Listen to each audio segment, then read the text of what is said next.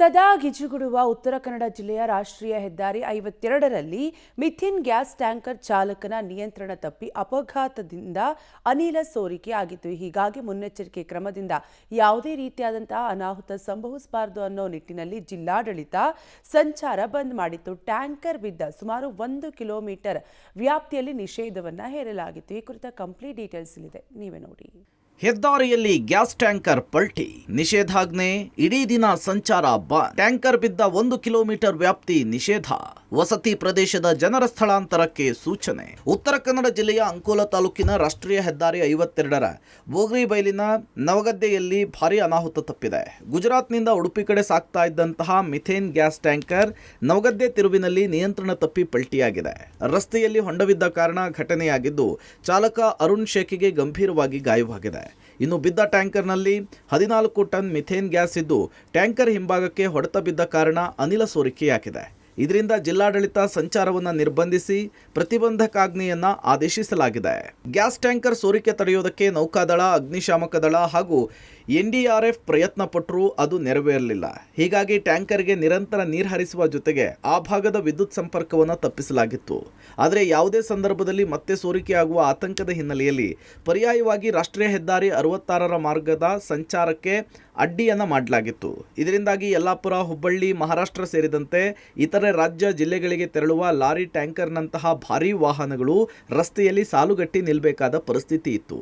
ಸದ್ಯ ಸುರಕ್ಷಿತವಾಗಿ gas tanker shift ಮಾಡಲಾಗಿದೆ. ಮಿಥೇನ್ ಗ್ಯಾಸ್ ಟ್ಯಾಂಕರ್ ಅನ್ನು ಸುರಕ್ಷಿತವಾಗಿ 6 ಕಿಲೋಮೀಟರ್ ದೂರಕ್ಕೆ ಶಿಫ್ಟ್ ಮಾಡಲಾಗಿದೆ. ಪ್ರತಿಬಂಧಕಾಜ್ಞೆ ತೆರವುಗೊಳಿಸಿ ವಾಹನ ಸಂಚಾರಕ್ಕೆ ಈಗ ಅನುವು ಮಾಡಿಕೊಡಲಾಗಿದೆ. ಒಂದು gas tanker vehicle overturn ಆಗಿದೆ ಅಂತ ಒಂದು ಮಾಹಿತಿ ಬಂದಿತ್ತು. ಇದು not LPG but MMA carrying monomethyl amine ಅಂತ ಒಂದು ಕೆಮಿಕಲ್ ಕಂಟೈನರ್ ಜೊತೆಗೆ ಇಲ್ಲಿ ಬಂದಿದ್ದು ಓವರ್ ಟರ್ನ್ ಆಗಿದೆ ತಿಳಿದಿದೆ. ಡ್ರೈವರ್ಗೆ ಗಾಯ ಆಗಿರೋದ್ರಿಂದ ಇಮಿಡಿಯೇಟ್ ಆಗಿ ಅವ್ರಿಗೆ ಶಿಫ್ಟ್ ಮಾಡಿದ್ದಾರೆ. ಇಟ್ ಇಸ್ ಹೈಲಿ ಇನ್ಫ್ಲಮೇಬಲ್ ಅಂತ ತಿಳಿದು ಬಂದಿದ ತಕ್ಷಣ ನಾವು ಇಮಿಡಿಯೇಟ್ಲಿ ಡಿಸ್ಟ್ರಿಕ್ಟ್ ಅಡ್ಮಿನಿಸ್ಟ್ರೇಷನ್ ಕೂಡ ತಿಳಿಸಿದ್ದೀವಿ. ಸುತ್ತಮುತ್ತಲು ಇರೋರು ಎಲ್ಲರನ್ನೂ ವೆಕೇಟ್ ಮಾಡಿ ಆಮೇಲೆ ಟ್ರಾಫಿಕ್ ಕೂಡ ಡೈವರ್ಟ್ ಮಾಡಿದ್ದೀವಿ. ನಿಯರ್ಲಿ ಒಂದು 500 ಮೀಟರ್ಸ್ ಉದ್ದಕ್ಕೂ ಕೂಡ 2 ಸೈಡಲ್ಲಿ ಕೂಡ ಬ್ಯಾರಿಕೇಡ್ಸ್ ಹಾಕಿ ಟ್ರಾಫಿಕ್ನ ಡೈವರ್ಟ್ ಮಾಡಿ ಆಮೇಲೆ ಇದ್ರ ಜೊತೆಗೆ ನಾವು ಬೇರೆ ಎಲ್ಲ ಸಂಬಂಧಪಟ್ಟ ಇಲಾಖೆಗೆ ಕೂಡ ನಾವು ತಿಳಿಸಿ ಅವ್ರ ಕಡೆಯಿಂದ ಮೇಜರ್ ಇನ್ ಟರ್ಮ್ಸ್ ಆಫ್ ಅದನ್ನು ಇದು ಕ್ಲಿಯರ್ ಮಾಡೋದಕ್ಕೆ ನಾವು ನೋಡ್ತಾ ಇದ್ದೀವಿ.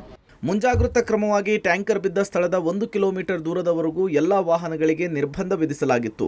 ಸುತ್ತಮುತ್ತಲೂ ಕೂಡ ವಾಸ್ತವ್ಯವಿರುವ ಜನರನ್ನ ಬೇರೆ ಕಡೆ ಸ್ಥಳಾಂತರಿಸಲಾಗಿತ್ತು. ಇನ್ನು ಭಾರೀ ಗಾತ್ರದ ವಾಹನಕ್ಕೆ ಸಂಚಾರ ಬಂದ್ ಆಗಿದ್ದರಿಂದ ನೂರಾರು ಟ್ಯಾಂಕರ್, ಲಾರಿಗಳು ಹೆದ್ದಾರಿಯಲ್ಲಿಯೇ ಮೊಕ್ಕಾಂ ಹೂಡಿದ್ವು.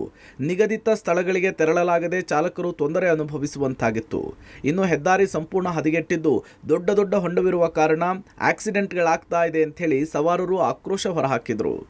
ಫುಲ್ಲು ಅದು ಆಫ್ ಸೈಡ್ ಆಗಿ ಒಂದು 5 ನಿಮಿಷಕ್ಕೆ ನಾನು ಹೋಗಿದ್ದೆ. ಅದು ಕೆಮಿಕಲ್ ಗಾಡಿ ಇಲ್ಲಿ ನಿಲ್ಬಾರ್ದು, 1 ಕಿಲೋಮೀಟರ್ ಮುಂದೆ ಹೋಗೋದಕ್ಕೆ ಬಂದು ಇಲ್ಲಿ ಡಾಬಾದ ಹತ್ರ ಪಾರ್ಕ್ ಮಾಡಿದ್ದೀವಿ. ನಾವು ರೆಗ್ಯುಲರಾಗಿ ಓಡಾಡೋ CNG ಗಾಡಿಯವ್ರು ನಾವು. ಪ್ರತಿ ಒಂದು ಗಾಡಿ ಇಲ್ಲಿ ದಿನ 1 ಗಾಡಿ ಇಲ್ಲ 2 ಗಾಡಿ ಆಫ್ ಸೈಡು ಇಲ್ಲ ಆಕ್ಸಿಡೆಂಟು ಏನೋ ಒಂದು ಆಗ್ತಾನೆ ಇರುತ್ತೆ. ಫುಲ್ ಹೊಂಡ ಗುಂಡಿ ಎಲ್ಲ ಬಿದ್ದಿದೆ ಇಲ್ಲಿ. ಇದಕ್ಕೆ ಯಾರು ರೆಸ್ಪಾನ್ಸ್ ಮಾಡ್ತಾ ಇಲ್ಲ ಸರ್ ರೋಡ್ಗಳಿಗೆ. ಈಗ ಆದ ಕಾರಣ ಡ್ರೈವರ್ಗಳಿಗೆ ಬೇಜವಾಬ್ದಾರಿ ಅಂತ ಹೇಳ್ತಾರೆ. ಈಗ ಹೊಂಡ ಇದೆ ಬರುತ್ತೆ, ಒಂದೇ ಸರಿ ಈಗ ಗೊತ್ತಾಗಲ್ಲ ಡ್ರೈವರ್ಗಳಿಗೆ ಯಾವ ಥರ. ಕಡನೆ ಟರ್ನಿಂಗಲ್ಲಿ ಹೊಂಡ ಬಿದ್ದೆ, ಒಂದು ಸೈಡ್ ವೀಲ್ ಬಿದ್ದಾಗ ಬ್ಯಾಲೆನ್ಸ್ ಸಿಗದೇ ದಬಾಕೆ ಆಫ್ ಸೈಡ್ ಆಗ್ತದೆ. ಮಾಸ್ತಿ ಕಟ್ಟಿಂದ ಇಲ್ಲಿ ಬರುವಾಗಂತರೂ ಅಂಕೋಲ ಮುಟ್ಟೋವರೆಗೂ ನಮಗೆ ಜೀವ ಇರಲ್ಲ.